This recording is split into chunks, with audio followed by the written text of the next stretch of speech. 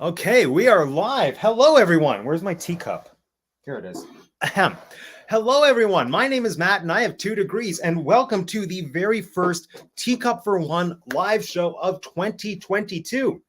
The Teacup For One Movie Club is back. That wasn't even an official thing last year, but I decided I had so much fun talking about movies with some of my favorite people that I'm just going to make it an official thing. So, you heard it here first.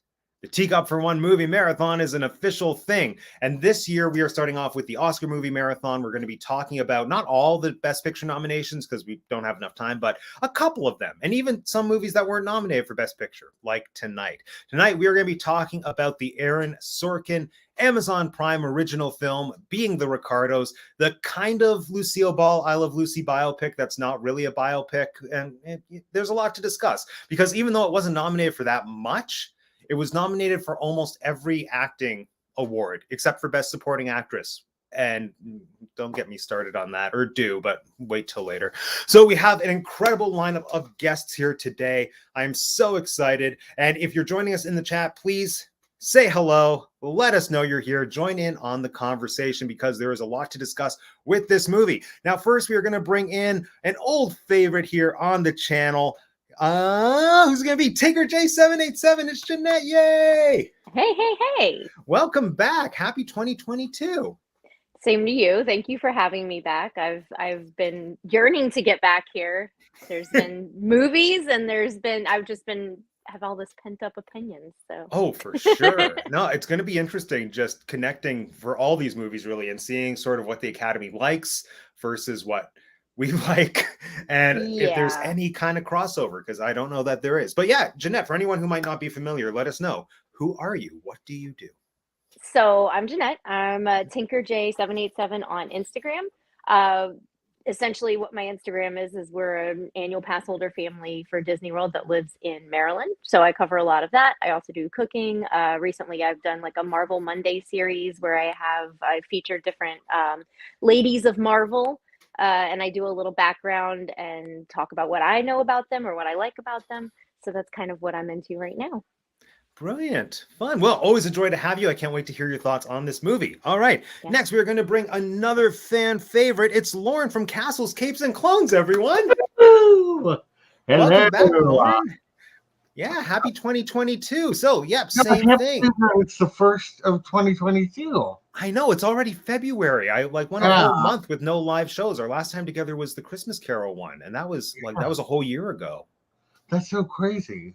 Right? I know, but we had to wait for the Oscars. I decided. I was like, you know what? We could like squeeze in some kind of marathon in January, but let's just wait till the Oscar nominations come out. Then they did, and then I was kind of disappointed with them. But whatever. We're talking about one of the movies I really wanted to talk about tonight, because I make up the rules here. Look, it's Martha. Martha! Hi, Martha. Woo. Hi, Martha. Lauren, tell us about you. Tell us all about your channel. Tell us what you've got going on. Who is Lauren? What are Castles, Capes, and Clones? Well, I'm with Castles, Capes, and Clones on YouTube, and we discuss. I always say we discuss everything in the Disney universe. We do all kinds of things. We do unboxings and pins, box swaps, Disney news, Disney reviews, and more. So, one of the segments that we have is my 0 to 60 segment, where I'm looking at all of the films in the Walt Disney Animation Studios archive, from Snow White to Encanto. So I'm looking at one pretty much every week. And this week is going to be this Friday, Saludos Amigos and Three Caballeros. I put those together. Oh my gosh, I love the Three Cabs. I love the Three Cabs. I haven't seen the other one, and I've been meaning to for a while. But Three Caballeros is like a childhood favorite, and just rewatching it holds up in most ways. It's the same. Yeah, but other than that, I've been doing more reaction videos to trailers, so that's been fun. I found an easier way to do it. So check out some of the reactions that I've done. I've done Doctor Strange and the Multiverse of Madness, Moon Knight, and Chippendale Rescue Rangers. I can't wait to see the Chippendales one. I'm planning to do my own reaction video, so I've watched half the trailer, but it was so good. I thought, Matt, stop it right now. Like, yeah, capture your like actual organic reaction. And then after I see it, I can watch all these other reaction videos because I can't wait. That movie's going to be so good. Oh, we've got my mom's cat is here in the chat, apparently. Eliza, she did not like the movie. I know. Yes. Eliza the cat has taken to commenting on my YouTube videos, which is my favorite thing ever. And her review for this movie, I think it tops anything. I don't want to spoil it. Afterwards, go watch it. And we have one comment. I just saw the comment while I was trying to look for the StreamYard. Really? It's hilarious. 2 paws down from Eliza the cat. All right. Thank you, Lauren. And we're going to bring in our final guest for this evening. I'm so excited to have her joining us on the stream. My fellow Canadian creative friend. We have Lisa Alves, everyone. Hello. Hey. Lisa, thank you for having me. Oh, thank you for joining us. So same thing. Tell us a little bit about you. Who is Lisa? Yeah, I am a theater producer in Toronto and love everything theater, but also love everything movies. Fun fact about me, when I was in grade 8, I got grounded for like the whole summer. And all I did was like watch Turner Classic Movies. And then that is how my cinephile days That is amazing. So, thanks to my mom. Shout out to my mom who grounded me that summer. Oh, Lisa, you've got some fans here. Oh, Jessica Goddard. She is a fellow Cawthra grad. What? Yes. Yeah. Go Panthers. Go Panthers. Yeah, we are I mean, not a sports No, school. I know. Not at all. But I like large cats. Yeah. Our school colors were the worst coordinated school colors too. It was purple, orange, and white. Yeah. Not flattering. No, not at all. But still, a panther. Pretty cool. Well, Lisa, I'm so excited to have you here. I'm so excited to hear your thoughts on this film and everyone's thoughts really on this film because there is so much to discuss. So I do kind of have talking points and categories that we're going to go through. Oh, wait, here we go. Yeah, go Panthers in theory. Woot. So the first thing, before we even talk about the film, I want to just talk about I Love Lucy, the TV show, and Lucille Ball, because the vibe that I get, or the vibe that I got when I was asking everyone to be a part of this specific stream was that we all have a love of the material, like the source material and Lucille Ball. So I do want to hear what that relationship is between you and the I Love Lucy show. And I'm going to go first because I'm a narcissist and it's my show. And like, I like to say that I'm kind of a slightly above average I Love Lucy fan. I'm not obsessed with it, but like the best way to explain it is I have all the episodes on DVD, but I haven't watched them. So there it is. But like, they're there for me. Like, I've been watching I Love Lucy pretty well my entire adult life and even like childhood life. It was one of those things that was just on, and it was, yeah, it like I was just always so taken by how genuinely engaging and funny it was, even as a youngster who didn't care for things that were in black and white. And then the older that I got, once I started to like study theater and comedy, Lucy was always like the go-to that the teachers would show. And then it just made me appreciate it on a new level. And the more I learn about her and Desi, actually, the more I appreciate just what they did and what they contributed. And she is just like a one-of-a-kind personality that is just so compelling to watch as a performer, especially knowing now that nothing was spontaneous and everything she did was intentional and rehearsed. And that is, to me, like fascinating. So I think it's one thing for people to be naturally funny, which I think she was to a degree, but to be calculated in it and to make it feel so natural, like, she blows my mind. I love her. I love Lucy. Anyway, let's go this way. Jeanette. So I same as you as far as like having watched her since I was a child, like as far back as I can remember. And I didn't really have a bedtime when I was a kid, so Nick at Night was big for me. I had to go to bed, but like I had a TV in my room and nobody made me go to sleep. So it was just I Love Lucy all the time. So it was that. My mom would watch it when it was on. Once DVDs became a thing, we had the DVDs in the house. She had them on like as she was cooking and stuff. So I'm sure I've seen every episode more than once. I do love Lucy. I love her. I love what she's meant for women in comedy. I think interviews with her later in her life are very funny too. Those are like really charming because I think sometimes she doesn't know what she sounds like and she can come across as brash sometimes. Yes. So that's it's nice. And yeah, I don't think I think it's one of those shows that stayed evergreen, regardless of how dated it could very potentially come. Like, I think while The Honeymooners are a classic, I do think it's sometimes dated to a point where it's unrelatable. Whereas Lucy, I don't think has ever been unrelatable to, Mhm. I mean, you don't have to be any specific class or anything to get that show. So. I think, yeah, that's it. That's such a great point. I think it's aged so well for the most part. Like, it's just showing us that relationships have always been relationships.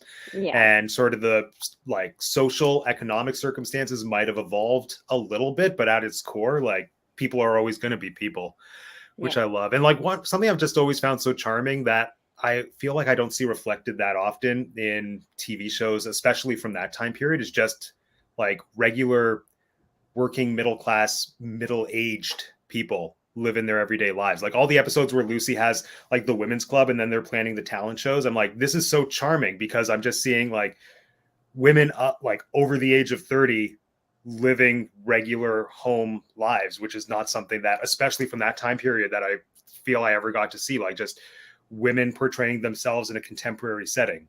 It's so, there's something really nice about it that I've always loved. Like the operetta episode is one of my favorites. Just how they're planning that just feels so like true to life for me. And I love it. Anyway, Lauren, how about you? Yes, I mean, I've been seeing the show ever since I was a child, and like Jeanette, I think that I've seen every episode more than once. It's it's still one of my, like, if I had to put together a list of my favorite television shows of history, I Love Lucy would be toward the top. Yeah. It's just so funny. In fact, I still watch episodes of it every so often. One will come up in my YouTube feed, and I'm like, "Oh, I gotta watch this." But I think that for me, Vitamita Vegemin, Yes. you don't have to look any further than Vitamita Vegemin to see the genius of Lucy, because her acting in that is incredible. She is just a physical comedy genius, and you really believe that she's completely drunk in that episode. And if you think about it, for a woman in that day, to be drunk was fairly not, it wasn't something that people did at that time. So, he was always a trailblazer as well. So anyway, I just love her. I love, like you said, I love Lucy. Exactly. It speaks for itself. Like Vitamita Vegemin, so good. And oh yeah, afterwards I'm going to ask everyone what their favorite episode is. Oh, I good. should have I was thought of going to that. say, are we going Yes. to do that? Yeah. Oh, actually, let's just evolve that right now. So, Lisa, your turn. Tell us about why you love Lucy, then work in your favorite episode. Then we'll just keep going with favorite episodes. It'll be great. Sounds good. Yeah, no, Okay. I love, adore, idolize Lucy. Yeah, I watched it so much as a kid. My mom would have it on like the old TV channel. And I didn't like, as like a kid, a young kid, I didn't get it. And then I remember reading in a magazine, like one of those J14 magazines, Amanda Bynes loved I Love Lucy. And I loved Amanda Bynes as like a teen at the time. Oh, she's a figure now. Anyway, I was like, okay, you know what? Let me give this a try as a 12-year-old kid.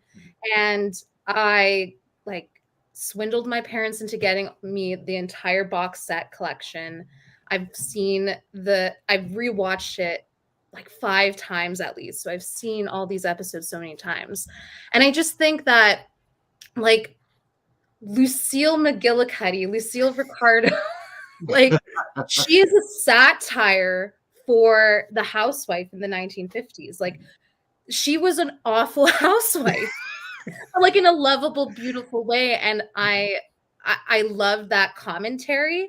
And I'm sure the writers and Lucy herself knew what they were doing with that, because it was just so outrageous at times, but also just so like such a thing to say, like, yes, women don't have to be good housewives or good moms. Like, they can make mistakes. It's okay, and it's funny, and it's heartwarming. So yeah, that was great. And my favorite episode is Vitamina Vegemin as well, but for the sake of mixing it up a little bit, I love the Chocolate Factory episode where her and Ethel get a job. That is a good one. So, And like, what's so great about that episode is I think everyone knows the assembly line part, but then when you actually watch it, the other sequences, like when they're dipping, either the strawberries or the bananas, is like they used to call me the Big Dipper. Then they're like throwing chocolate at each other. It's almost funnier, I would say, just because of how ridiculous it is. Love it. And then it's hard for me to pick a favorite, as I'm sure it is for everyone. Like, I love all the ones that have been brought up. The operetta I'll go back to because that one is such a different format. And I just think it's so funny watching an actual real-time stage performance go completely off the rails. And I think that's brilliant. And for non-comedic reasons, I can't remember the title of the episode, but it's a bit later.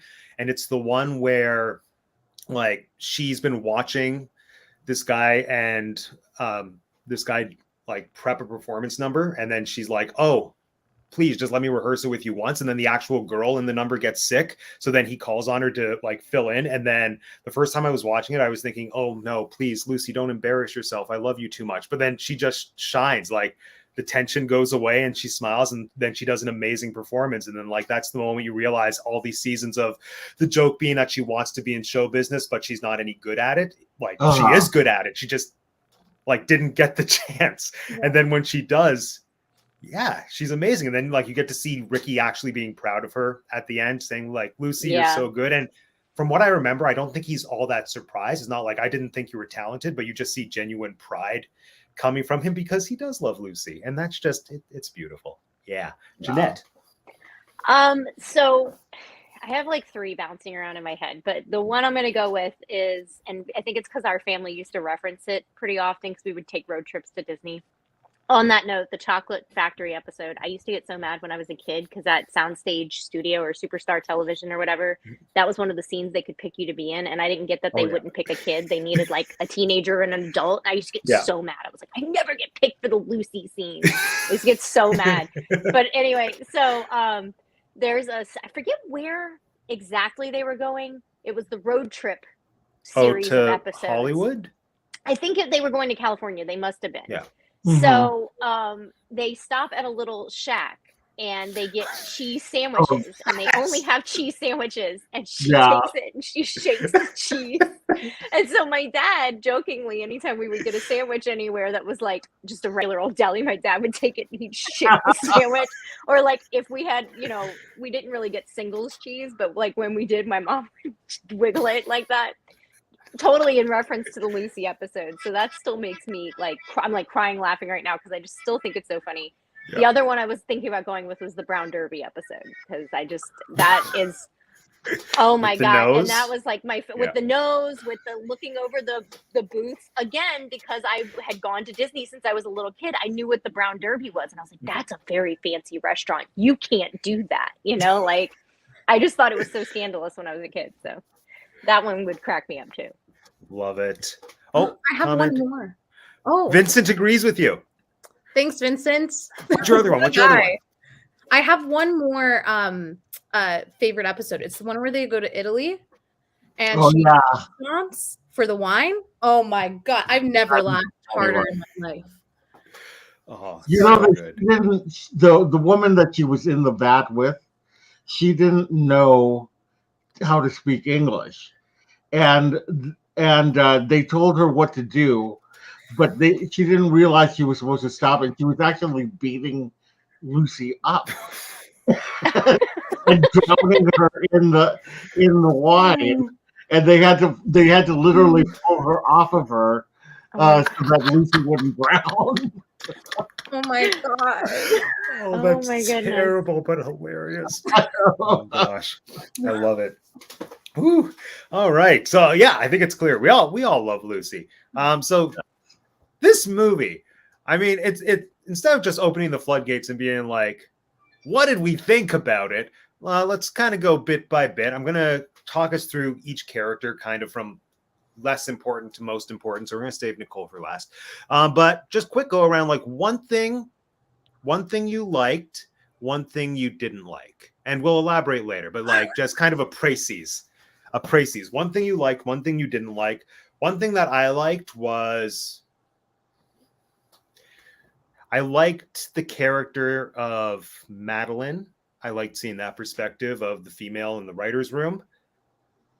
And what I didn't like was that it was yet another concept that would have been great if they committed to it for the whole movie. But this movie has no direction, and that's what I don't like about it. Okay, let's go in the opposite direction. Lisa.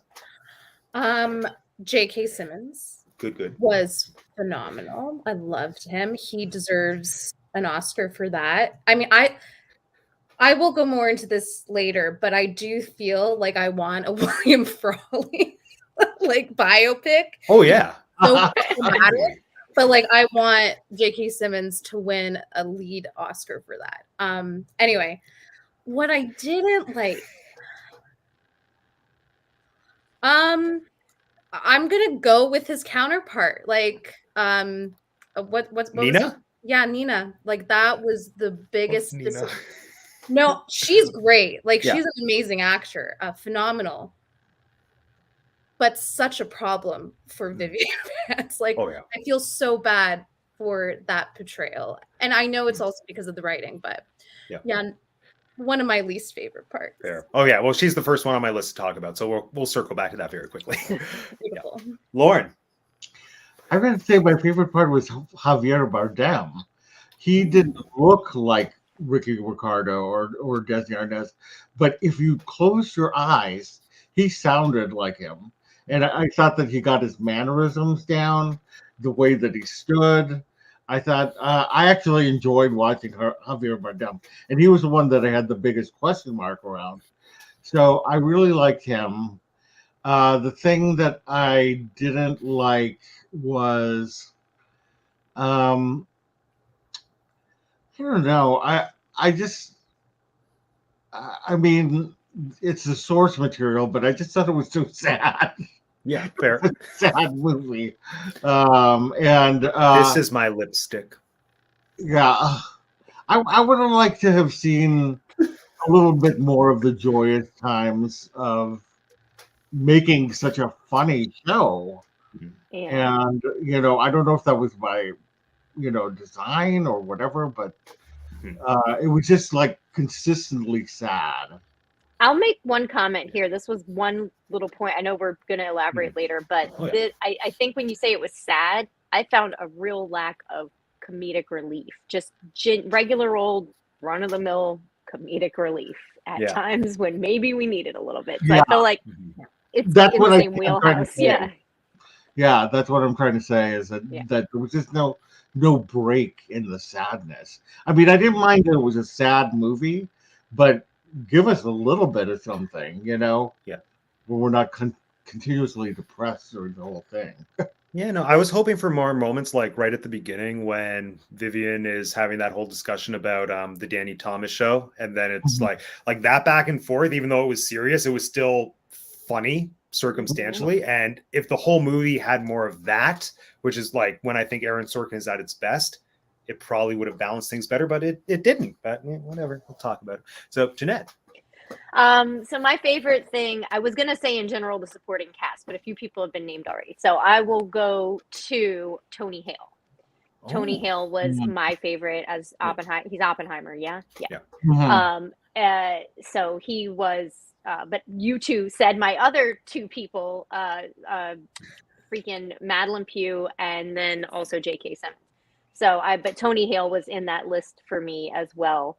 My least favorite thing, the lead cast, I suppose.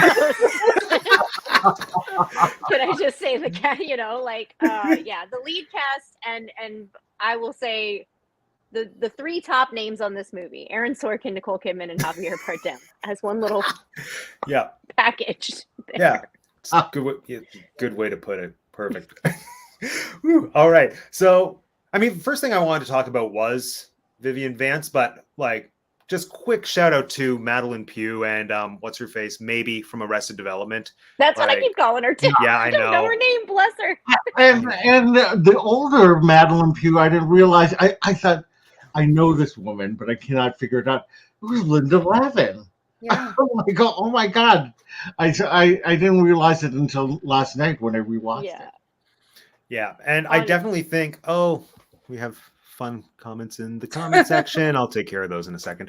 Oh, look at them go! Yay! Oh, look at There them we go. go. there. Um, You're back. like, I think she had a bit of an easier time because she was playing a character who we don't know.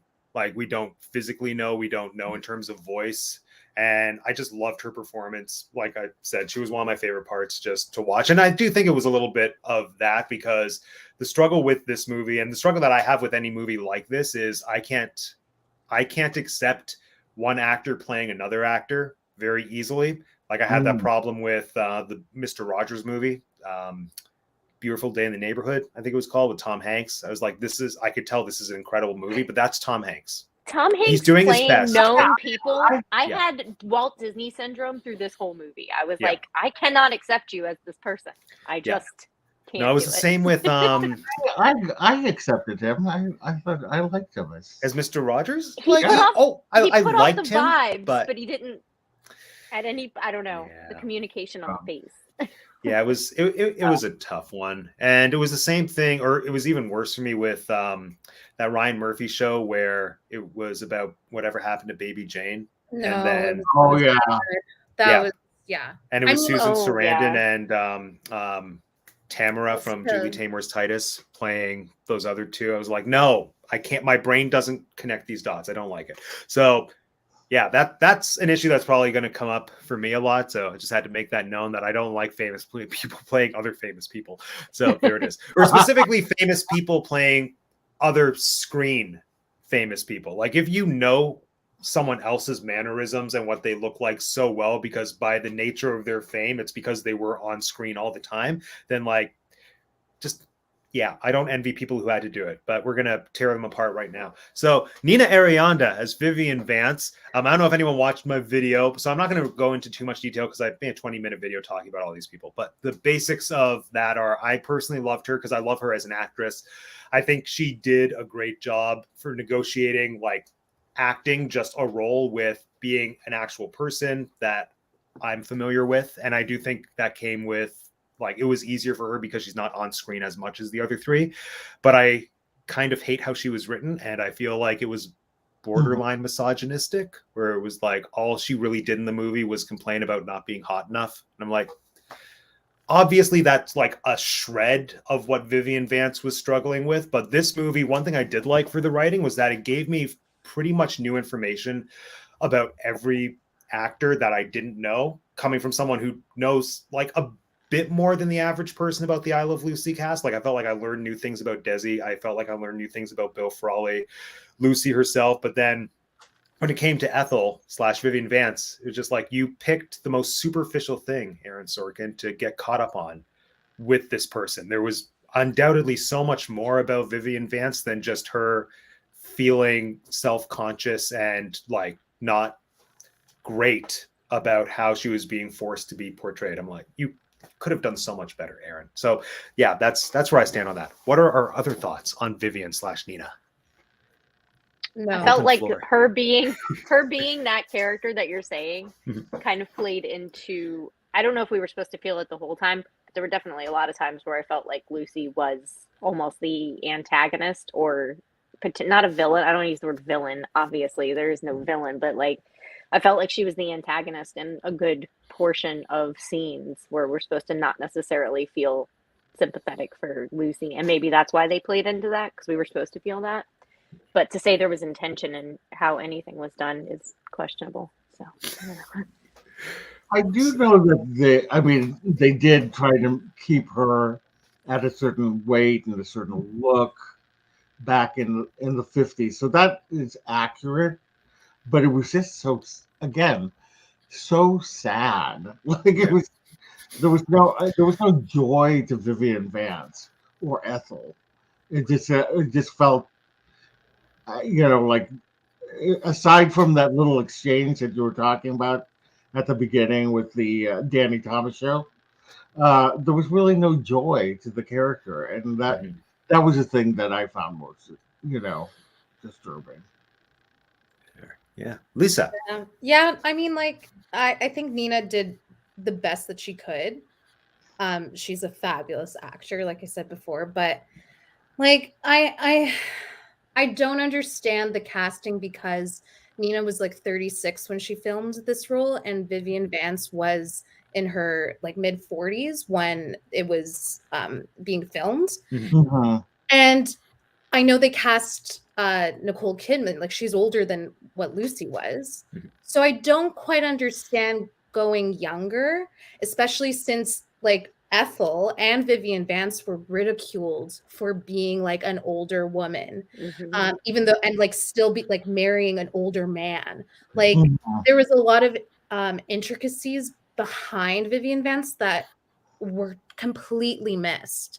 And I think like it's actually ironic because Vivian Vance has gone on record saying like, yeah, like I'm just known for like playing this like frumpy housewife. Yeah. And that like that's how she's remembered in this biopic, and it's all about the weight issue. And I just think like they could have done better, especially for like this time when older women are being portrayed so positively in the media, like, and just like that in the Sex and the City reboot, you have 50-70-year-old women being portrayed wonderfully, but like also, there's still like that ageism and like all that pressure. But yeah, and I think just reducing her character to her weight was annoying, especially since Vivian Vance was a bigger person. Like she wasn't plus size, but she was definitely a bigger woman in the straight size arena. And she was always commented on her weight. And so to cast Nina, who is a very slim actress, to me was very problematic. I'm glad like they didn't like put her in a fat suit or like made her like gain weight for the role. But the choices did not make sense for the writing. Right. So yeah, I think like as a historical depiction of this woman who was an amazing actor, amazing vaudeville comedian, so disappointing. I feel so bad for her. Yeah. Yeah, like I said, I said this, I think, once to Lisa in a Facebook comment about how I would have rather seen Being the Mertzes as a film, just to dig into those two specifically. And because I do think that, actually, I feel like out of the four key people, Lucille Ball had the least interesting life out of the three of them, comparative to like Desi escaping an uprising in Cuba, and then Vivian Vance and Bill and their whole history. And you're like, yeah, that's a movie I would have loved to have seen. Like a whole movie of just that Danny Thomas conversation. Oh, take my money. But yeah, so I guess good segue. How do we feel about J.K. Simmons? Like I said in my 20-minute video, every J.K. Simmons performance I'm going to like, but famous people playing famous people, Matt can't accept it, and J.K. Simmons was no exception. Yeah, I love him. Like I said, he's my favorite part of the movie. Like his he got the absence of the upper lip so perfectly. I was gonna say the way he holds his face. So that's what I thought really stood out as far as the acting. I didn't feel like Nicole Kidman held her face in any particular way that helped to accentuate the Lucy face. Also, while we're on the whole face subject, Lucy had like a Jim Carrey rubber face, and I don't mean to be rude, and I don't care what people do with cosmetic surgery or whatever, but that woman's face does not move. So that was a little weird. But yeah. J.K. Simmons held his face in a way that while he does not look like William Frawley, he did hold it that it gave, and that's what I mean by the whole Tom Hanks thing, is I kind of didn't feel like he held his face in a way that accentuated and tried to like give that to you through their face. And he did, like you said, with the lip and something about the jaw and just kind of the eyebrows, but like not overdone. It wasn't cartoony. It was just there. Mm-hmm. Yeah, and his stance, like the way he stood. Yeah, Like the physicality was great. Like best character actor of our lifetime. Yeah. So amazing. Oh, they're back. Hold on. Boy, I know. They're back in a big way. There we go. Well, thank you for coming, robots. Always a pleasure. There you go. Lauren, how'd you feel about JK? I love J.K. Simmons. I mean, he's in everything these days, which is crazy. Like what a high. Did I like him in this film? I liked him. I liked him to a certain extent, but like you said, I couldn't get into him as William Frawley.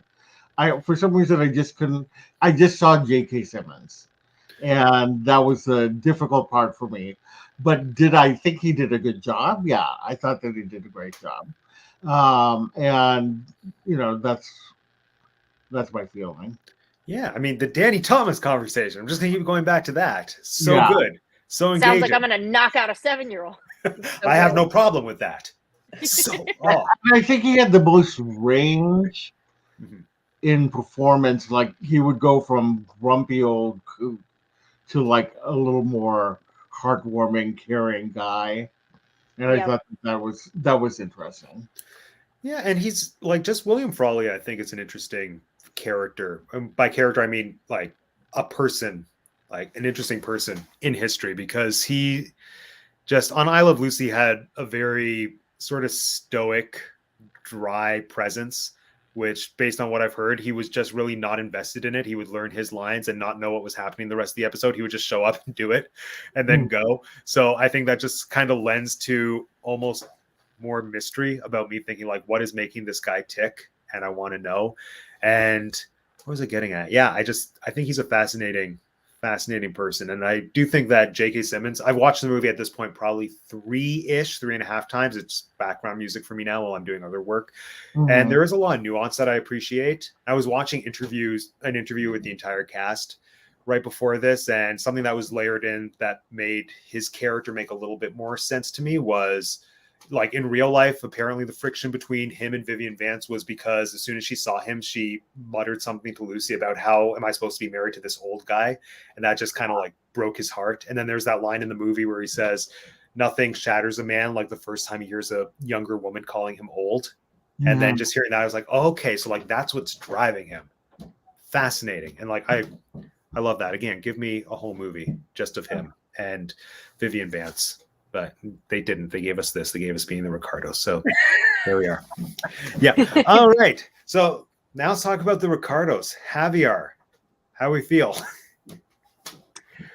Well, We know Lauren likes him. Let's hear Yeah. some positive things. I liked him. I thought that he did a good performance. I thought that his like I said, he did not look at like him whatsoever. But I mean, what are they going to do? Change his face? Yeah. But the way that he just held himself really felt like Desi Arnaz to me. And like I also thought that we didn't really see him that much as Ricky Ricardo. That's a whole discussion.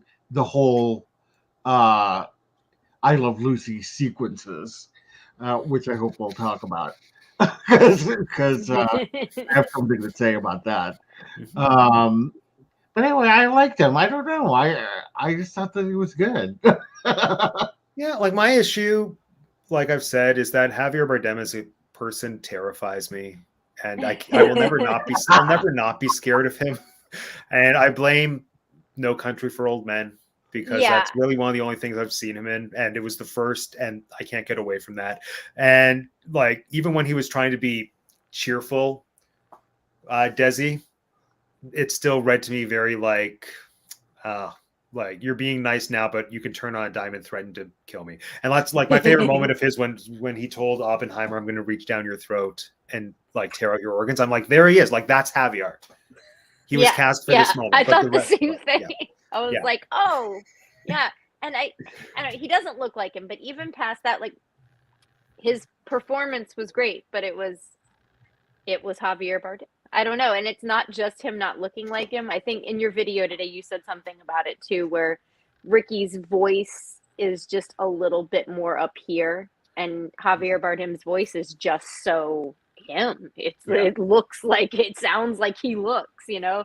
And I'm just like, aside from not looking like him, you're right. Like, we're not going to rearrange his face, but that man's skin has never been as smooth as Desi Arnaz's skin was a day in his life. Like, it was never, like, you needed somebody with a slightly more cherub-esque face. And he's one I can't pin down.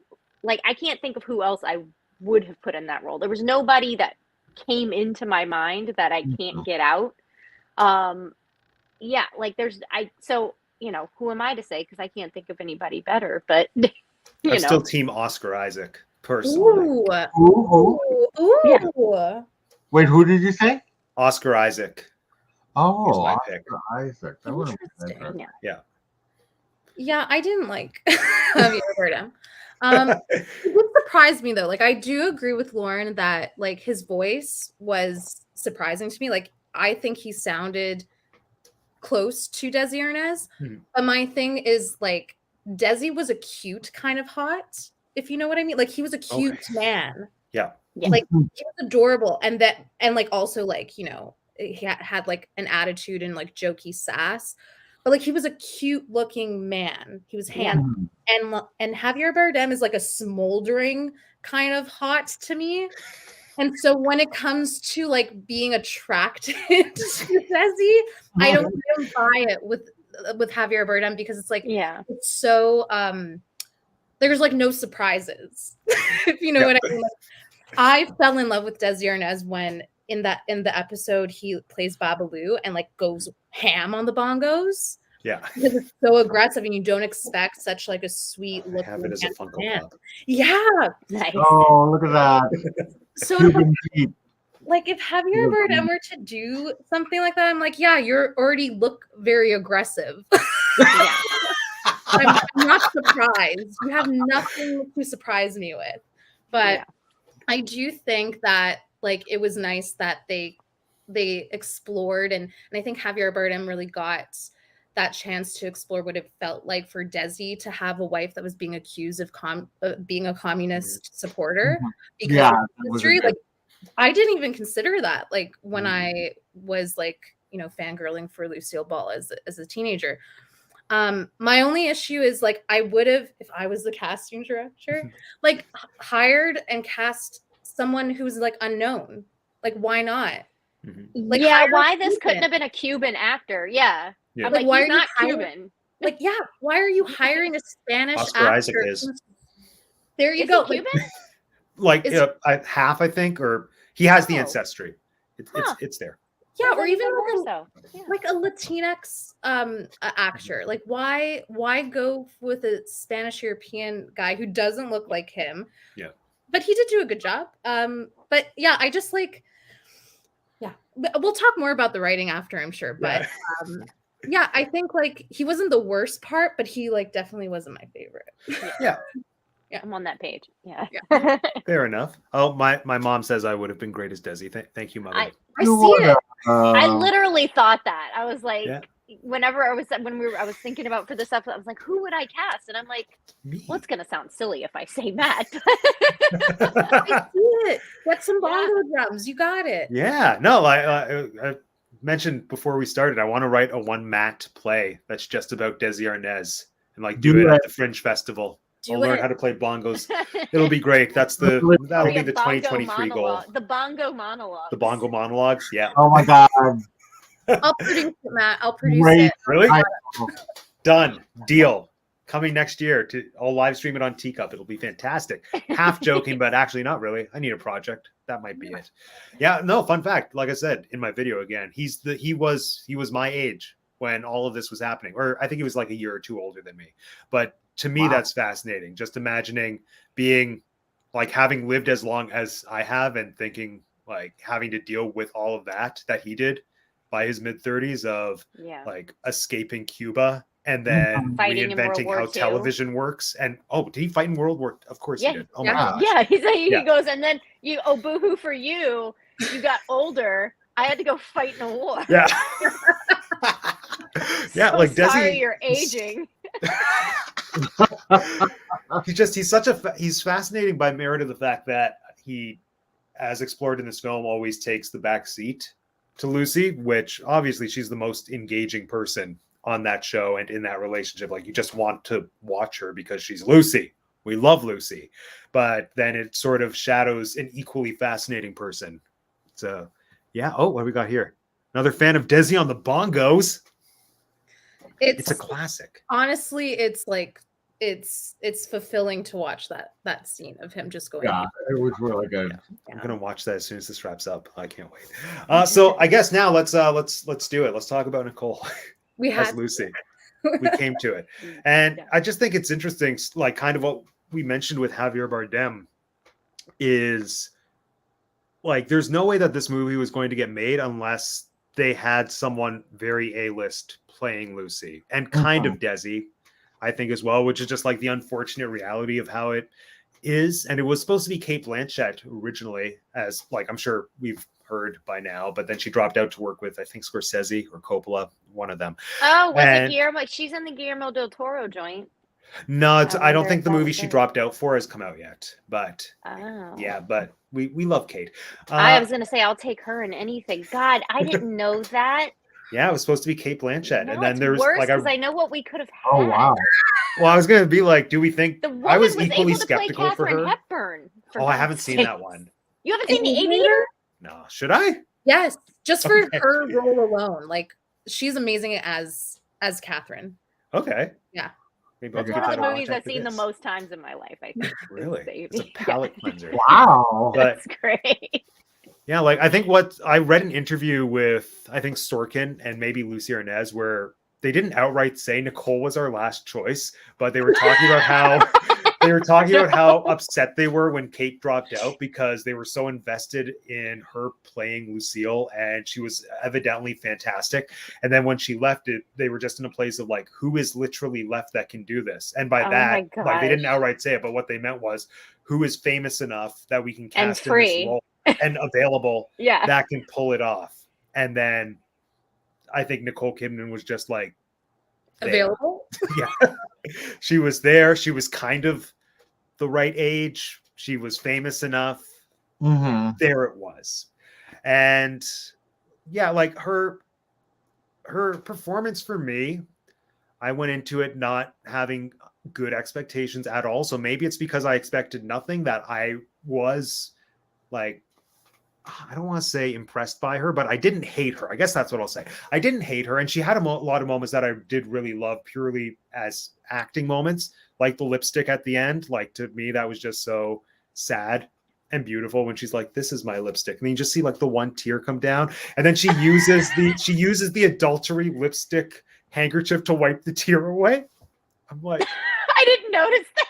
yes. I'm like, this is so beautiful. Oh God. And then there was like that moment when she blanks at the end, I think is a really beautiful moment just of acting, whether it's of Lucille Ball or not, where you just see her processing everything. And then it kind of goes back to that moment when she's talking about, it's like I'm living in a fairy tale where everything will be perfect as long as I'm standing right here.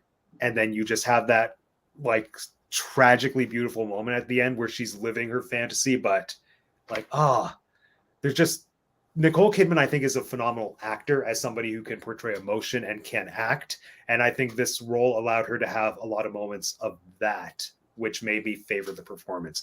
Granted, when she is, especially when she's playing Lucy Ricardo, that's difficult to watch because it's not great, which is, I think, still being a generous way to put it. And then everything else for me falls kind of in between that. But how does everyone else feel about? I think that last scene was her best scene. And it is because she just needed to have a blank stare. So that was that. I did think that was a very touching scene, and it was effective because that's kind of what she had looked like the whole movie. But yeah, I thought that she, like I said before, her face literally didn't move enough, but also just like, I get that she wasn't the funny lady off screen, but to believe that she was as dry as Nicole Kidman played her seems highly unlikely. And like the accent is the least of my worries. There wasn't a strong enough accent there for me to really care about. So, because I've heard some people comment on that, but like whatever. I don't think I would have noticed that. The only thing I knew about Lucy was interviews later in life. She sounded like she had like just eaten cigarettes, like she just like that's what I know of Lucy's voice other than being Lucy Ricardo. So it's like unfair. That's not what I'm going to pay attention to. It was just that I didn't feel like she gave her any warmth, and I don't know if that was intentional. Like again, I almost felt more so that my second time around watching it, that she was almost supposed to be the antagonist a good portion of the movie. I was like, am I supposed to sympathize?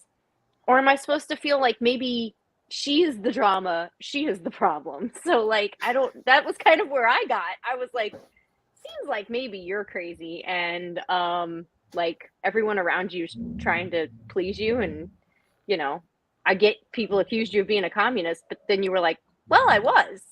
But it was like, well, yeah. So yeah, I don't know. It was hard to like her, and I'm like, she's Lucille Ball. I came into this wanting to like her, and now you've made me question whether I like this character in this particular instance. Do I love Lucy? I'm like, what are you doing?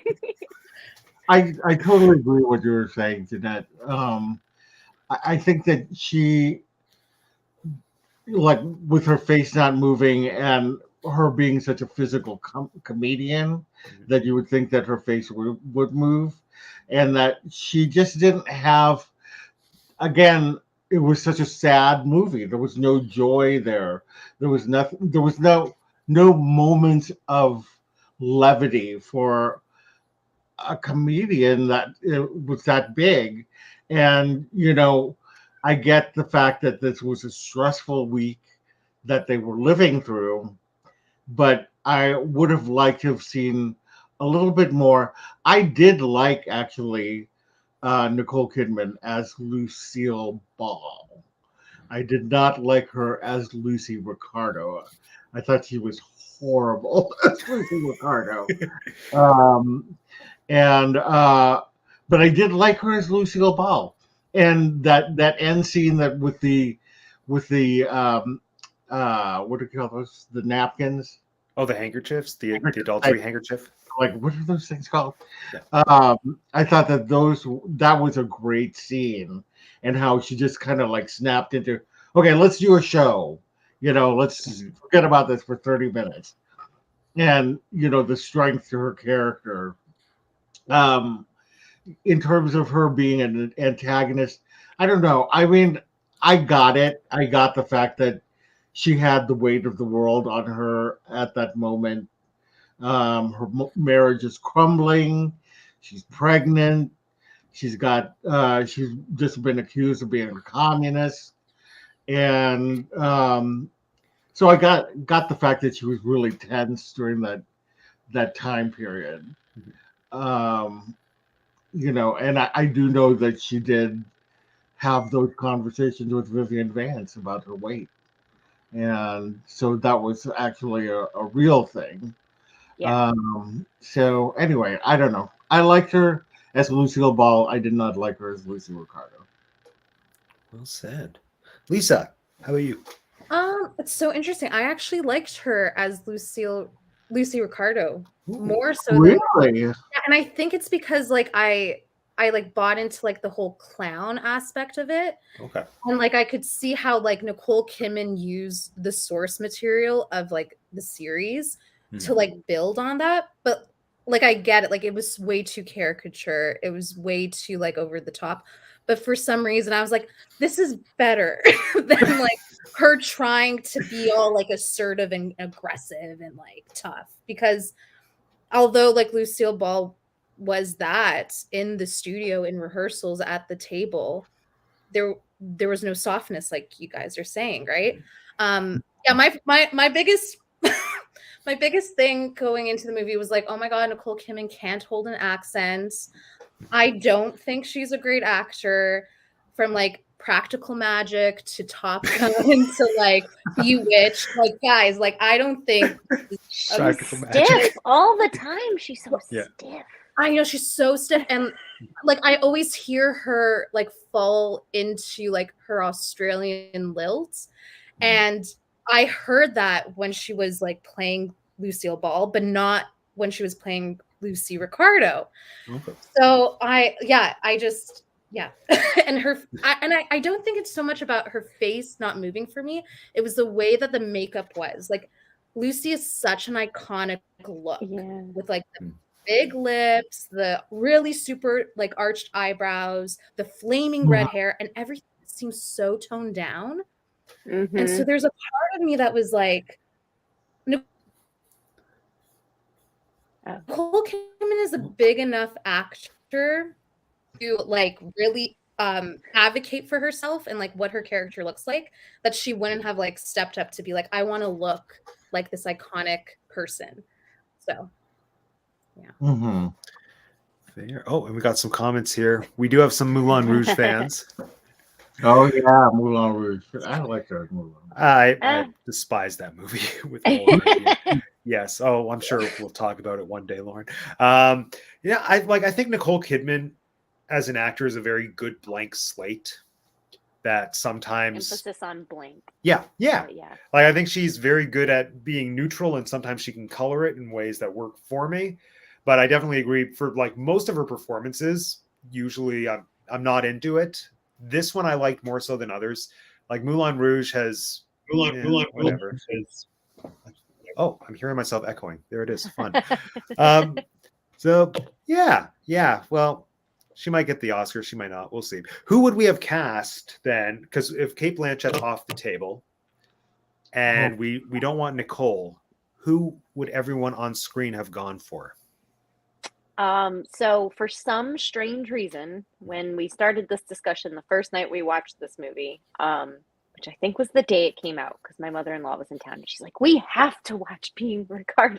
I was like, it looks not good. But anyway, as soon as the movie was over and we started talking about who else we would have cast, for some reason, Amy Adams keeps popping in my head.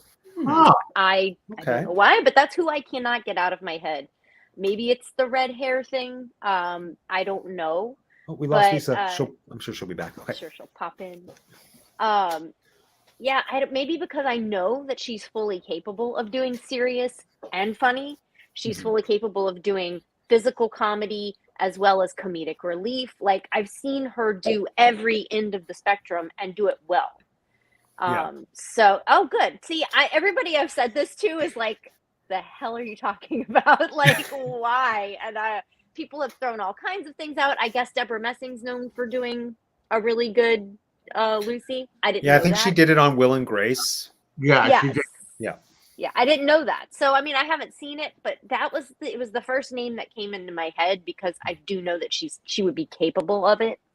And if the makeup department could do something with her to just kind of maybe narrow the face a little bit, which is fully, I mean, I don't even know makeup and I could do that. So, I mean, I feel like that would have worked out good. She's my pick.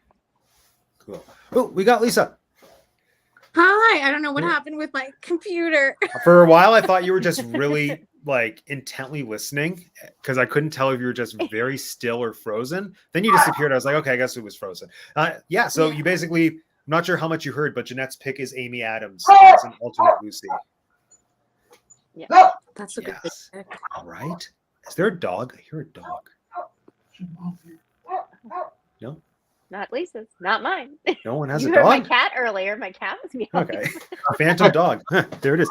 Lauren, who's your pick? That's a dog over here. Oh, it is a dog. Okay, good. Oh. I'm not hearing things. Yeah. Sorry, somebody came in my house and Okay. and We're always here for animal friends. Fun times. Fun. So yeah, Lauren, who would you cast? what'd you say? Who would you pick as your Lucille? Actually, Deborah Messing is a good choice, but she's not big enough. She wouldn't have been big enough. I think that she's well known, but she's not that caliber. Now, Jeanette has Amy Adams in my head, and that's the only thing I can get out. So I agree with that. Another Amy. vote for Amy. I think Nice. I actually do think that she would be really good because I was trying to think of somebody, and Deborah Messing obviously came in my head, and I was trying to think of somebody else, and then Jeanette said Amy Adams, and it just all fell into place. Hey, another vote for Amy. Lisa, who's your pick? I Kate Blanchett would have been so good. Yeah. But I think I would go with Jillian Anderson. Oh, She the Iron did, Lady. like she was. I don't know what was it. Oh my god, my other screen is coming on. I'm sorry. There's so many Okay, that's Lisas. closing. Oh my god. Hold on. The I can get rid of them overtaking there. of Lisa. Sorry about that, friends. No, yeah, she dressed up as Lucy for a TV show. I don't remember what it was. She also played like David Bowie for that episode too, or that series. It's weird. If anybody knows what I'm talking about, put it in the chat. But Yes. I think she would have been like a really interesting like what she would have brought to the table would have been really interesting. And I don't think she would have like played it so one note. Right. So yeah. Who was this? Oh, Jillian Anderson. Oh, Jillian Anderson. Yeah, X-Files Oh, okay. slash the best part of The Crown. The Iron Lady. While we're Yes. on alternative casting for Vivian Vance, and again, she's probably too young, but I just think she fits the bill more. And I do know she can do serious because she was in The Master with Joaquin Phoenix and Philip Seymour Hoffman. But Jillian Bell, the comedic actress, Oh. I feel like she would have been really good for Vivian Vance. I feel like she's got a little bit more of the facial structure. If you did her hair short, I feel like she could have been really good for it. And like I said, I'd like to see more serious acting out of her because I do know she can do it. I thought she would have been really good as an alternative Vivian Vance. I support it. I do love her. I would be in favor of that. Even though, again, I loved Nina. Put Nina in more movies because she deserves to be in more movies. But no, I would be on board for her. Yeah, my pick for Lucy has always been Kristen Wiig because I think she is very good with drama, but doesn't do it very often.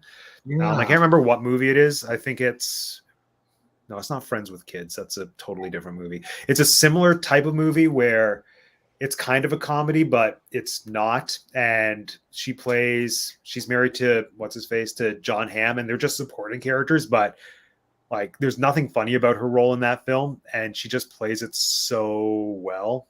Like she just plays straight dark drama really well. Plus the fact that she's Kristen Wiig and like we all know can do comedy. So I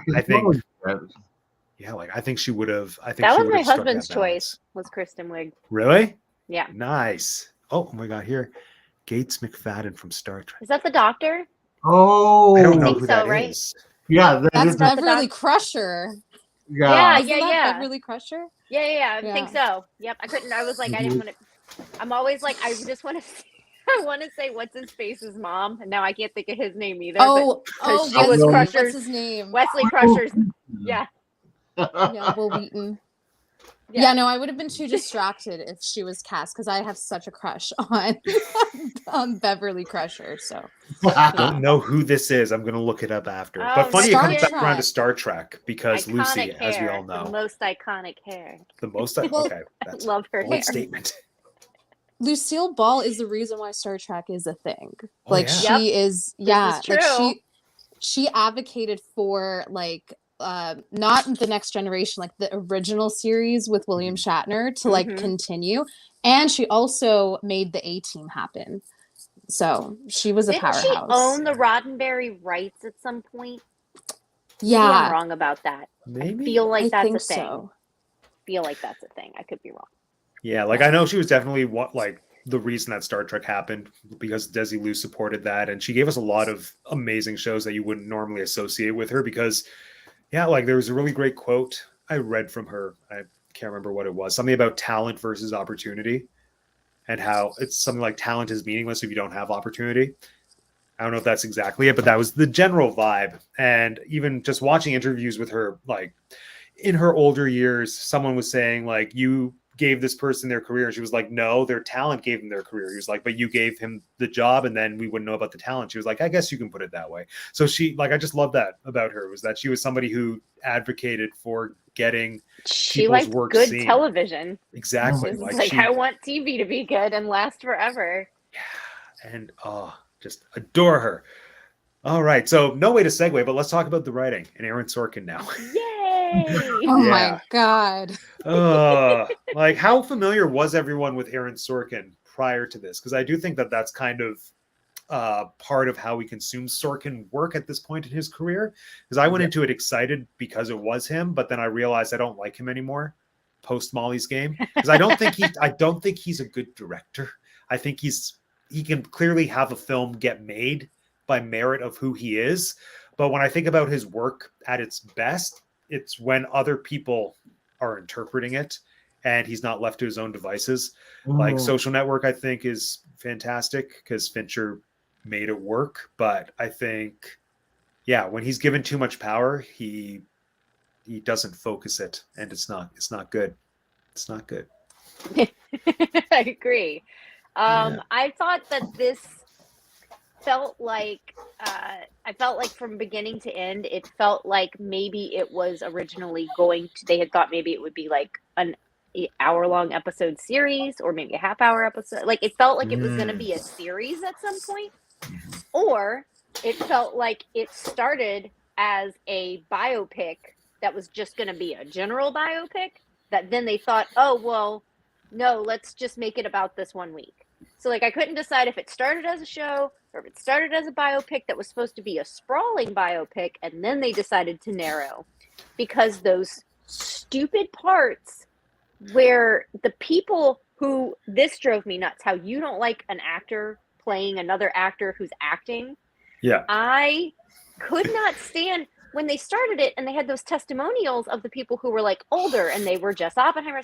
And I go, these people can't possibly be alive anymore. And so we paused it and I looked them up and I go, why is this, why are they doing this? Getting someone who is not this person, portraying them at some random age, not like these people are dead. So I don't know what age randomly that you picked to portray them at. One of them died in 88. So it was very strange to me. And I was like, so when is this movie supposed to be from exactly?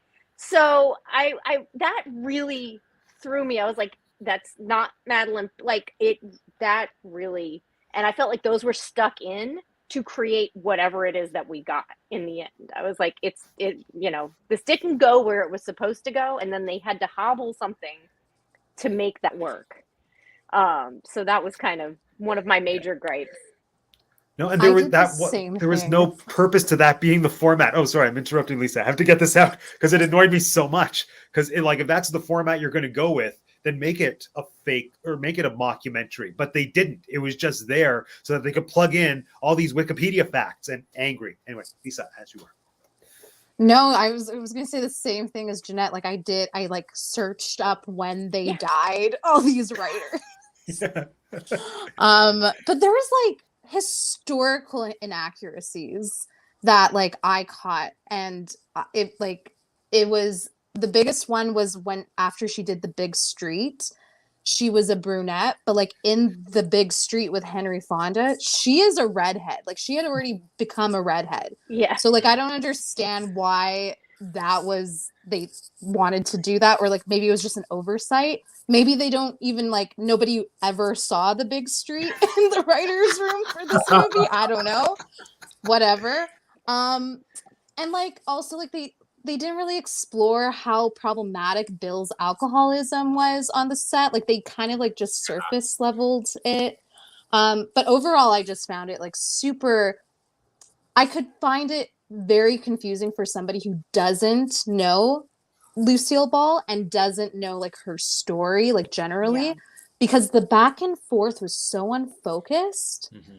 And I don't understand, there was no focus to any of it. And I went in there being like, okay, they're going to focus on the communism thing. And then it was like, nope, we're going to focus on Lucy and Desi's relationship and how problematic that is. Oh, no, we're going to like focus on the writers and how there's like a war raging over there. Like it was just so convoluted, and it would have been a great miniseries, perhaps. But if they could have expanded on each thing that they decided to tackle. Like I thought that the writer, like you, to your point, the writer's room thing, they had this thing with Madeline and this other guy, but like when they were being catty, I was almost like not confused, but I was just like, okay, why are we listening to these people act like this? But if you had time to delve into that relationship, that would have been really great. Yeah, I agree. I totally lost my train of thought. Hold on. Lisa said something that I was going to pick up on, and I can't remember what it was. Something about, now I remember. I can forgive historical inaccuracies because they do that all the time in every single biopic and whatever in Hollywood. So I can kind of understand that, like the whole thing that, they had J. Edgar Hoover on the phone at the end, which did not happen. But did that really not happen? Nope. No, You totally made that up. I ate that up with a spoon. I was like, that's amazing. Did that really? That's awful. Why would they make that? Yeah, there was no phone call, but the head of the House Un-American Committee did a press conference right at the same time to say that they absolved Lucille Ball of everything. So it was kind of like there was a little bit of that, but it was more, it was more dramatic to have him do that. So I can kind of forgive that, but at the same time, I just felt, again, there was just no joy to this film at all. And that's my biggest problem with it, given that we're talking about one of the most, popular comedies ever. And everybody was just so intense all the time. And I got, again, that it was a tense time, but it was almost too, like, I don't know, especially the writers. Like, I felt they just kept feeding the lines to each other, but it wasn't landing for me. And I don't know if that was because of the writing or the performances. I don't think it was because of the performances, because I did like Alia Swalcat as Madeline Pugh. I thought that she did a strong job, but yeah, I don't know. I thought I would have liked to just have seen a little more joy in this film. Yeah, like I just would have liked the film to pick a direction and run with it. Because I would have been there for any of it, for any version of this movie, as long as it had picked one.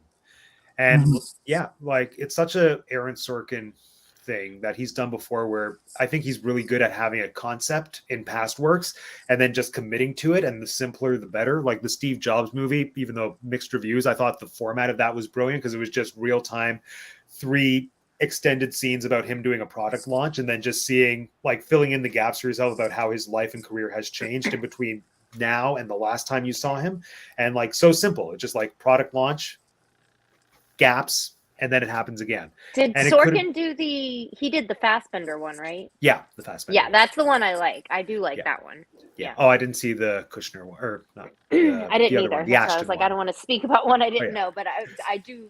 I think that was. I thought the Fassbender one was underrated.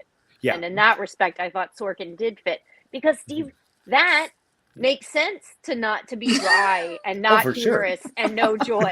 It's Steve Jobs. Like, exactly. I don't know what you would want. Yeah, but like the simplicity, that was so brilliant. And the same thing with The Newsroom, which I know, again, mixed reviews, but I thought concept-wise, so good because it takes place 1 year in the past. So anytime they're dealing with breaking news, it's something that we've had a year to sit with as society. And then you just kind of get to revisit how they're approaching it. I'm like, brilliant, simple concept. And he just ran with 1 week in the pressure cooker of creating I Love Lucy, like, yes, give me that movie. And if you wanted to run with the communism thing, again, like Lisa said, I never connected the dots of that being like a huge part of Desi's past and seeing how that would affect them. Like, just give me that movie. But then he didn't. I hated the flashbacks too, like to Lucille's life and everything, because well, and some of them they- felt arbitrary. Like, they had no reason to be there. It was something you could have told us with a tiny bit of very veiled exposition. Mhm. Like the whole thing about the big street. It's very important. But like to show us going into an office. I mean, I get it, but the whole thing over and over, you just kind of keep telling us the same thing. I really didn't get why she needed to tell Desi about it in a chair necessarily. That scene. I was like, didn't we just find this out? I mean, couldn't we see the repercussions of it later on? But again, if that was the story you wanted to tell, how Lucy fought to get to where she was, then tell that story. Do the whole life, do the whole career. A full biopic. Yeah, like don't tell me it's about this 1 week and then we're gonna go to when she first met Desi and then blah blah blah. But then we don't get anything. You're gonna do all these flashbacks. You're gonna talk about this week. But we're not going to get flashbacks of any other characters. Of all the things you're going to tell us about that you're not going to show us a flashback of is Desi's craziness with the Bolsheviks in Cuba. Mhm. I was like, this was a scene? This was a scene. Where was that scene? Where were Desi's flashbacks? Killed, but that's like, my question. him Where were running Desi's away. flashbacks? Yes. It's called Being the Ricardos, not Being Lucy. So I'm like, Yes. where were his flashbacks? And for that matter, you have William Frawley and Vivian. Like, if you want to start going off, and that's why I felt like it was going to be a show, because they had these flashbacks and they had these, and then those stupid inserts felt like totally added after the fact. The most stupid insert though was that Black and white ones. the black and white ones of like future episodes. Yes. That also was historically inaccurate because the writers would have never considered that type of budget for a season 2 episode. So like the Italian show one where she's stomping grapes, that's like a super late season episode. Why? Like Aaron Sorkin probably just really liked that episode and wanted to include it in the script, but it would have never come up in the writer's room in season 2 because they knew they didn't have that budget to do something like that. So, but I mean, I think this overall conversation about like Aaron Sorkin's writing, to me, it's like he wasn't the best person to write a story about Lucy. Like he had no, I don't think he had any business writing it. Like, why didn't she get like Alison Wong to write it or Phoebe Walker-Bridges? Like female writers, female comedians who would have probably found a lot of joy that Lauren is saying that was lacking. And also like get into those intricacies between like Lucy and Vivian or Lucy and Madeline that I found was so lacking.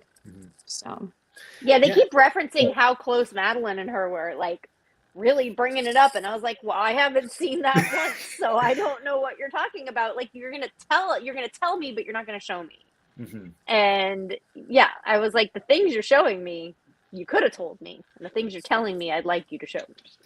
Yeah, definitely. And it felt, to your point, Lisa, it felt to me very obvious that it was written by a guy. Who just 100%. Especially, well, I think the Vivian thing is the most obvious for me because it felt like you took, like I said, the most superficial first thing that you find out when you Google Vivian Vance, and then just decided, okay, well, that's all she cares about.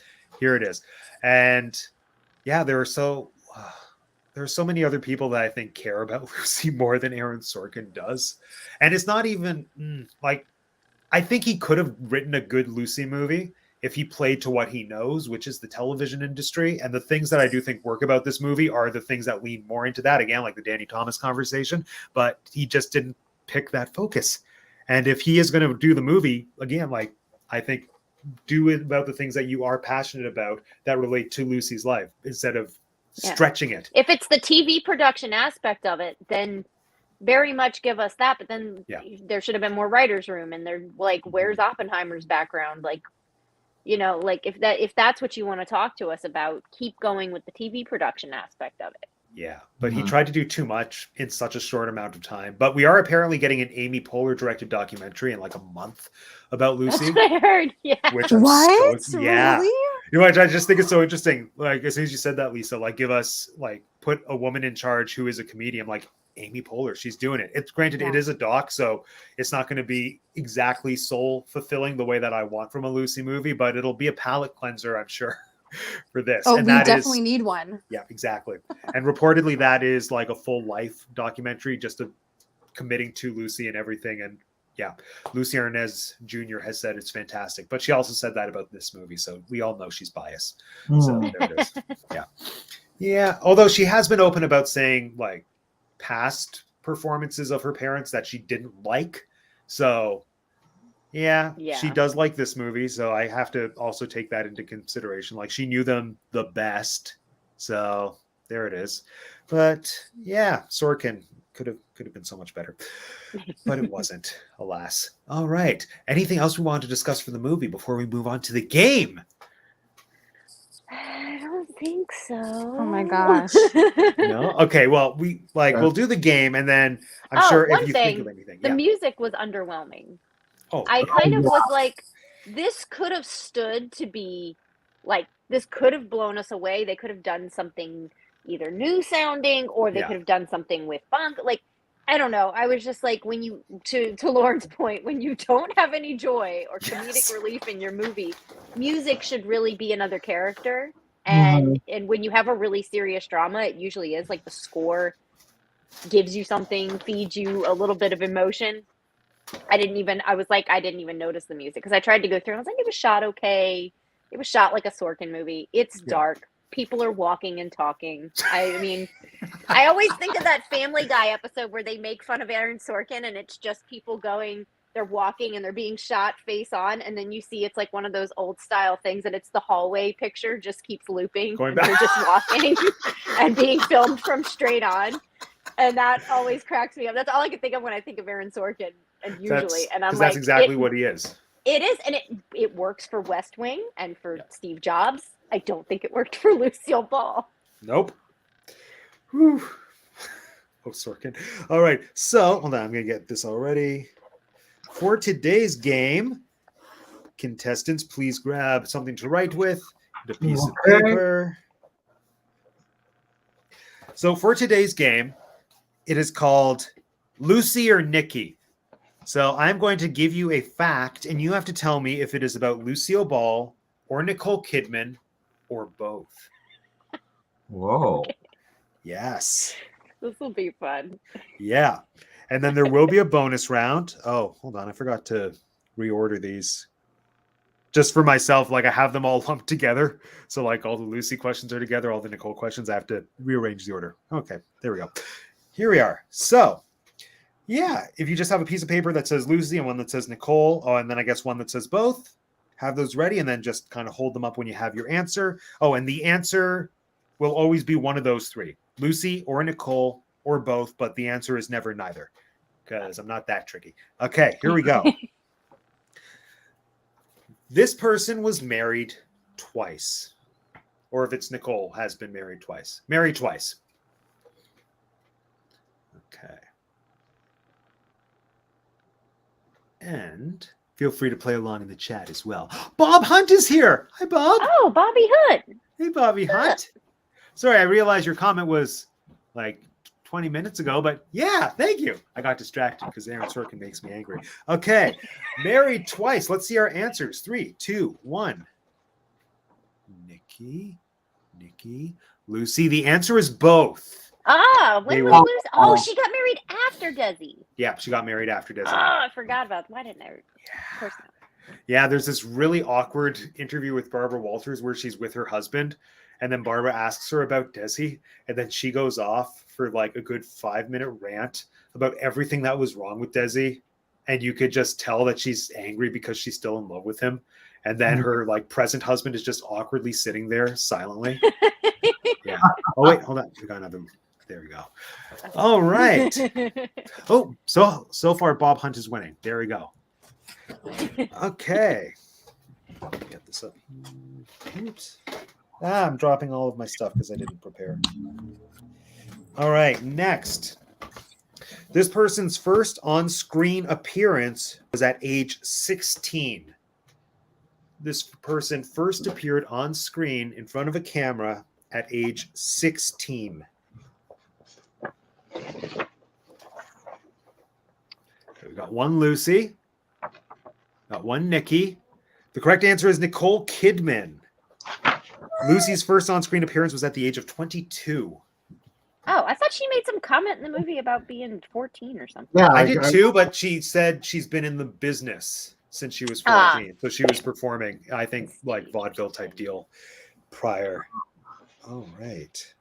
Because, yeah, no, I looked at, because actually that's what inspired the question. I was like, oh, yeah, she said that line. I'm going to look it up. And then lo and behold, Nicole was on camera first. Interesting. Well, not first, but younger. Okay. Next. This person produced Mission Impossible.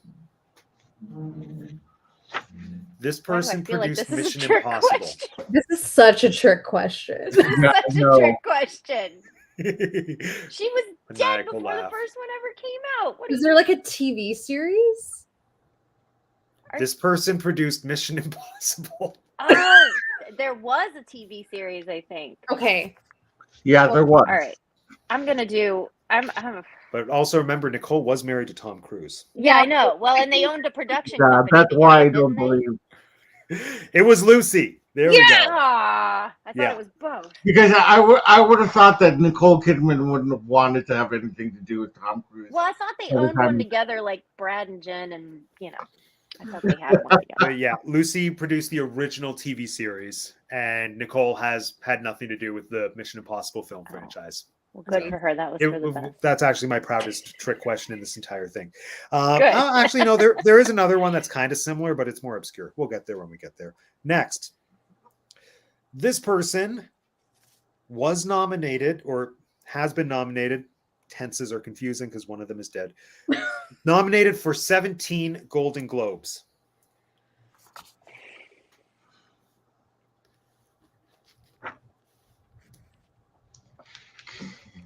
Mm, Okay, two I feel like Lucy's. Nicole hasn't done Enough.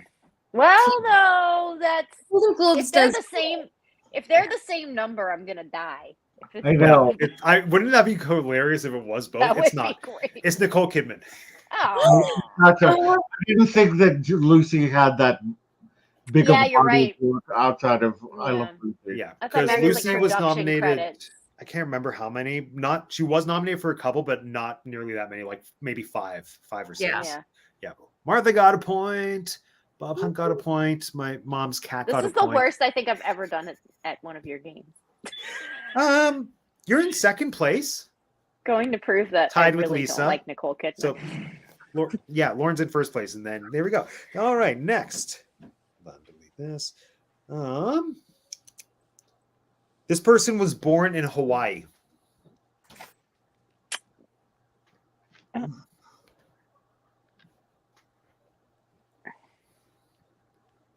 Yeah, we have one vote for Nicole, one vote for Lucy. And one vote for Both. Oh, that would be. That is a bold statement, Lauren. huh? Sadly, no. It was Nicole Kidman. Oh, I was gonna say Nicole Kidman, and then I was like, I feel this is a trick question. I would not expect either of them to have been born in Hawaii. So No, and I just made some strange assumption that Australians don't go to Hawaii or something. I mean, fair. Island, yeah. I've like Okay. planned trips to like go to Jamestown, New York, because that's where Lucy is from. Oh, makes sense. So I knew that. Next, performed on Broadway. This person performed on Broadway. Unfortunately, You're gonna go I both, think it okay? might- Oh yeah. Hold on. Yeah, I'm rethinking that. Okay. You're all right. Both of them have performed on Broadway. Yeah, Lucy more so. Lucy, I think, did 3 Yeah. productions. Nicole was just in one play. written Thank by- God. What the yeah. heck was she? It was like in 98 or 99. It was a while ago. Yeah. Are you telling me and that she never did like the revival of Moulin Rouge on Broadway? I know, right? Well, there's still time. There's still time. It's going to run forever because people, for some reason, want to see that. So, don't get me started on Moulin Rouge. Here we go. Although I do prefer the stage show to the movie, which I know is blasphemy. Oh, look. Eliza the Cat got it right. I love that photo. Smart. I know. I love that photo. Look how glamorous she is. What a good girl. Okay. Next.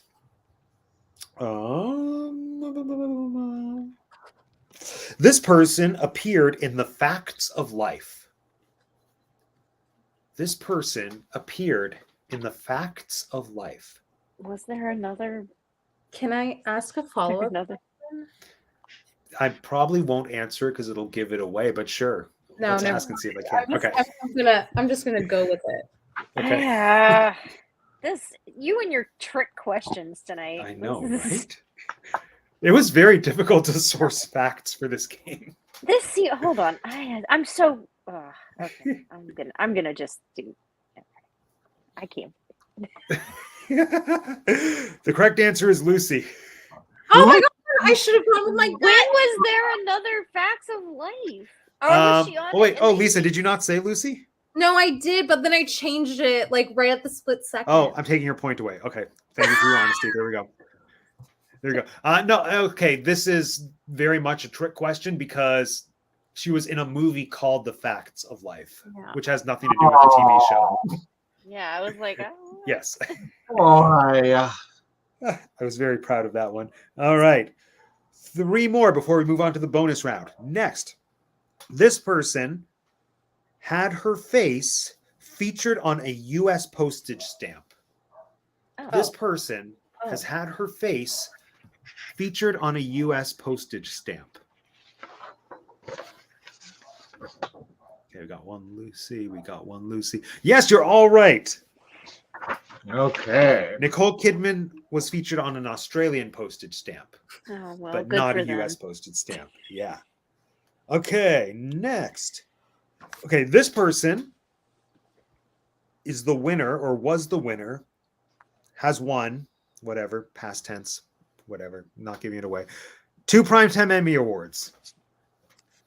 2 Primetime Emmy Awards to this person's name.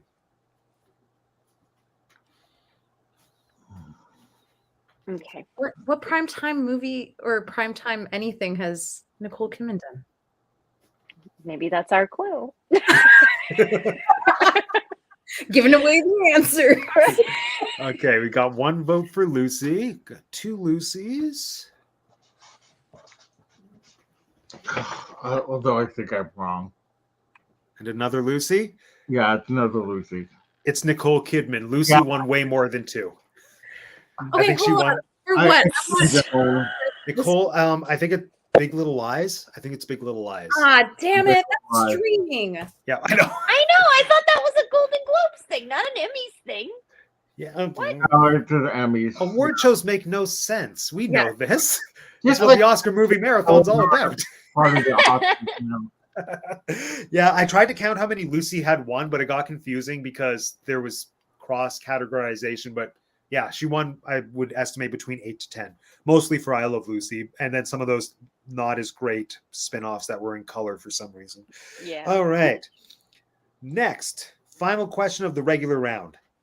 This person used the stage name Diane Belmont early in her career. This person used the name Diane Belmont early in her career. Both. No, I'm sorry.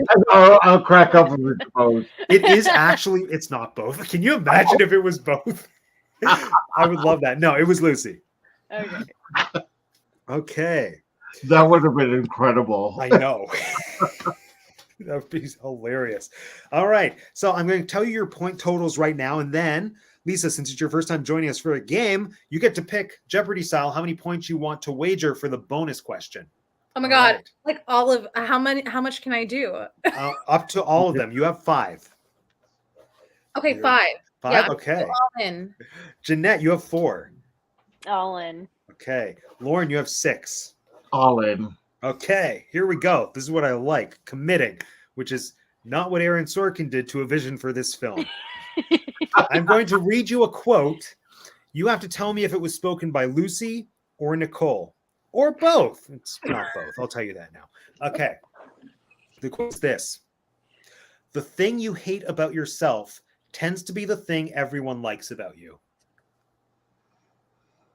The thing you hate about yourself tends to be the thing everyone likes about you. Why do I feel like she said this about her hair in like the 90s? I really do. She had that kinky hair, you know, like.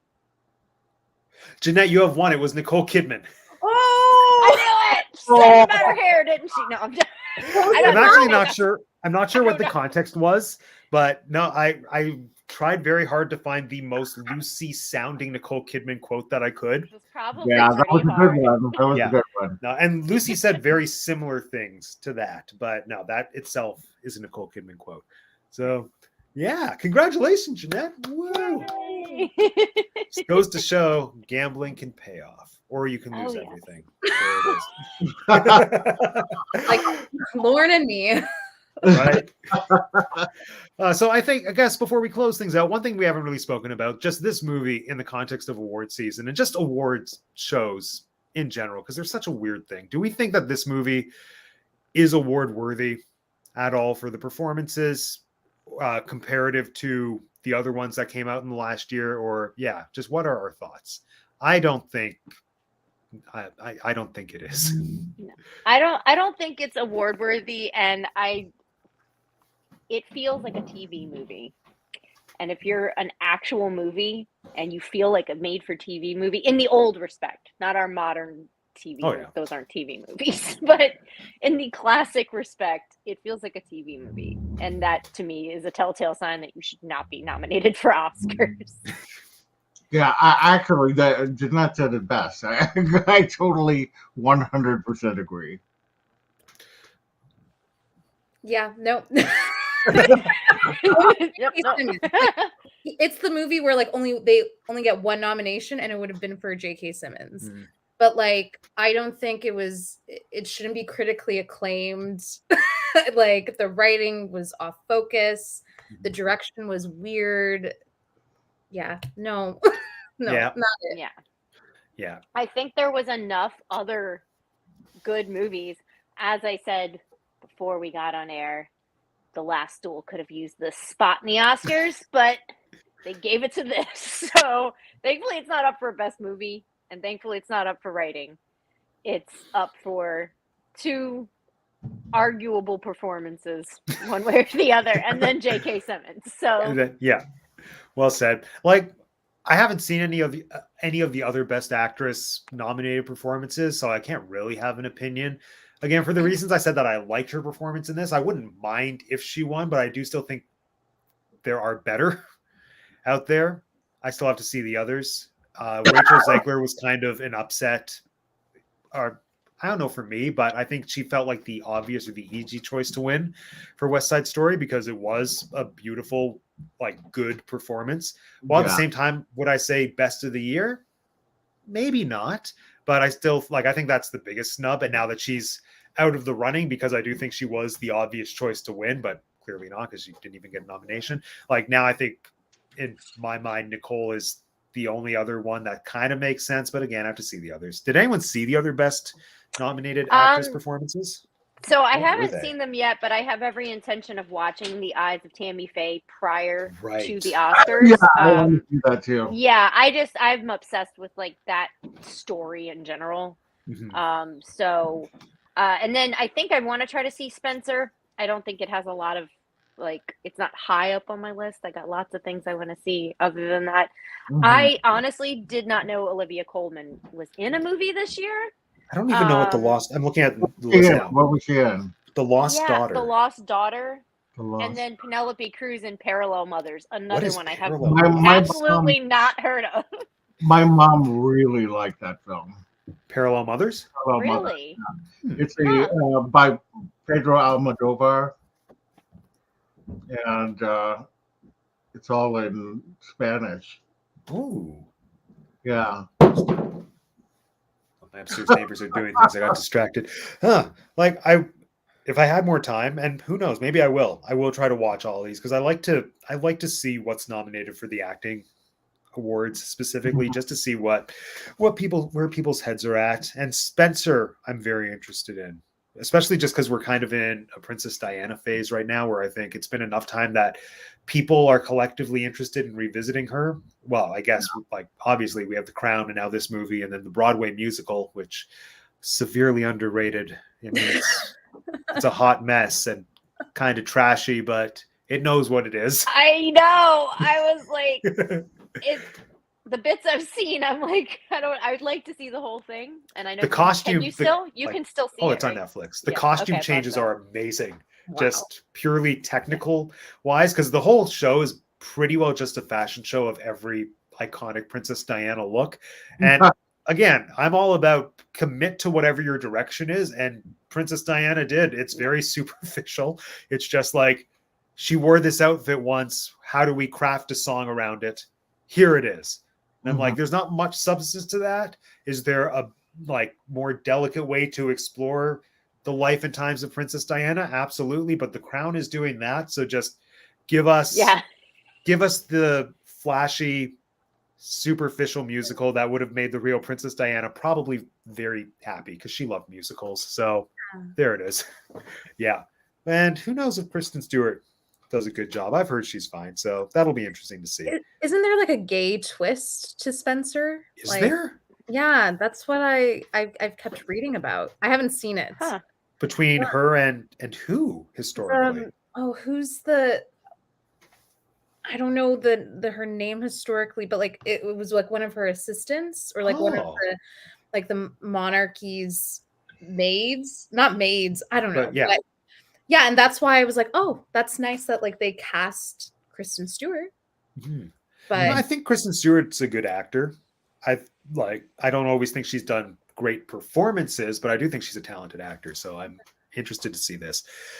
Yeah, and poor Rachel Zeigler, but whatever. We'll discuss that when that show comes around. Yeah, fun. All right, friends. If Ariana DeBose doesn't win. Well, she is winning. Like, there's not even a question. Ariana DeBose is winning. She's got to win. It's kind of the rule with West Side Story. Anytime somebody plays Anita in a production that's eligible for awards, they win. That's just how it goes. And I think it's purely, and I mentioned this in one of my videos, not to advertise my own channel, but that's what you're all watching now. So that's what I'm here for.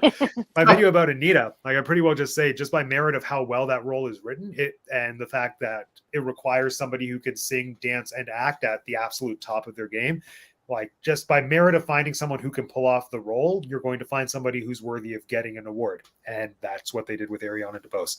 I still think Catherine Hunter and Macbeth, I said it because I'm not superstitious, should have at least gotten a nomination, but she didn't. And that angers me so much. But, yeah. There will be a Macbeth live show eventually after this. Where can you watch Macbeth? Do you know? Apple TV. Apple TV. Okay. Lisa, did you see Macbeth? I haven't yet, and I so want to. So oh my gosh, no, we won't say anything. Watch it before. I know what happens, but watch it and then come back, and then we can discuss it. No, obviously we all know what happens, but the way certain things happen, so good. But anyway, today's about Lucy, and we've exhausted it because that movie, we gave it more attention than it deserved tonight, almost 2 hours. So you're welcome, Aaron Sorkin. There it is. Any closing thoughts? Let's just do a quick go around. Closing thoughts about you and this movie. Start with Jeanette. I gave it a second try. I won't be giving it a third. The first time I knew I didn't like Nicole Kidman. The second time I really tried to set everything to the side since I had been already blasted with it and tried to watch it with, understanding eyes. And I just had the same feelings I had before and also realized it felt like a TV movie. So well said. Lauren? I actually liked it better the second time, but that doesn't mean that I loved it. It just means that I liked it better. I totally agree with Jeanette. It should have been a television movie. Felt like a television movie. And we'll see what happens on Oscar night. We shall. Lisa? I think I agree with everyone. I think it should have been a series if this was the direction they wanted to go with the story specifically. I'm not pleased, but I also like because I went in it with like zero expectation and like already being like talking bad about it before I saw it. I was decently surprised in aspects, but I will say that I'm looking forward to the documentary that Amy Poehler is. Yeah. So yeah, that'll be fantastic. Can't wait. All right. Well, thank you so much for joining us, friends. So we'll just do a quick go around. I'll full screen you one at a time. You can tell us who you are again, remind us where we can find you. And if you have anything coming up that you want the people watching to know about, now is the time. Plug away. Here we go. Oh, no. I took Jeanette out instead of full screening her. There she is. TinkerJ787 on Instagram. We just got back from a Disney trip. We were there for about 6 days. So I have some IG lives up. I have some pictures. I'm going to be posting pictures from that trip, presumably daily. So I have those up there as well. And like I said, I have Marvel Monday, so it's just a post every Monday, but it's kind of something that I'm keeping on with and trying to kind of build with throughout the year. Brilliant. Thank you, Jeanette. Always a pleasure. Lorne. Yes, you can find me on YouTube at Castles, Capes, and Clones, where we discuss everything in the Disney universe. I've got coming up tomorrow I show off my pins of they're the Asian pins, so I've got like Mulan and Russell from Up and all of those. So that's coming up tomorrow, and then Friday I'm taking a look at Lunas Amigos and Three Caballeros in my 0 to 60 segment, looking at the Walt Disney Animation Studios films. Amazing. Can't wait. Thank you for joining us, Lauren. Again, always a pleasure. All right. Lisa, where can we find you? What have you got coming up that's exciting? Yeah, you can find me on Instagram at Lisa_A_Alves. I post there frequently, mostly about my hamsters. I have 2 hamsters that you can also follow on Instagram. You can just follow me on Instagram and find their links. But if for folks who are in Toronto, Canada, feel free to look up Cahoots Theater. I'm the general manager there, managing producer. So we have some upcoming things happening, and we have a lot of digital content. So you can find that on YouTube at Cahoots Theater. That's me. Brilliant. Thank you, Lisa. All right. And of course, if you're watching the channel, you probably know who I am, but my name is Matt. I have 2 degrees. This has been the Teacup for One. Again, this is the first episode of our Oscar movie marathon, so we're going to be coming together once a week, usually on Wednesdays. I think there's like 1 or 2 Thursdays just because scheduling. But yeah, once a week to talk about a different Oscar-nominated film. Next week, we are going to be talking about Don't Look Up, which will be fascinating because, again, much like this movie, so much to discuss with that one. So join us for that conversation where we talk about Meryl Streep being Donald Trump. It'll be great. But until then, friends, thank you again for joining us. My name is Matt. I have 2 degrees, and that's all. How do I end this?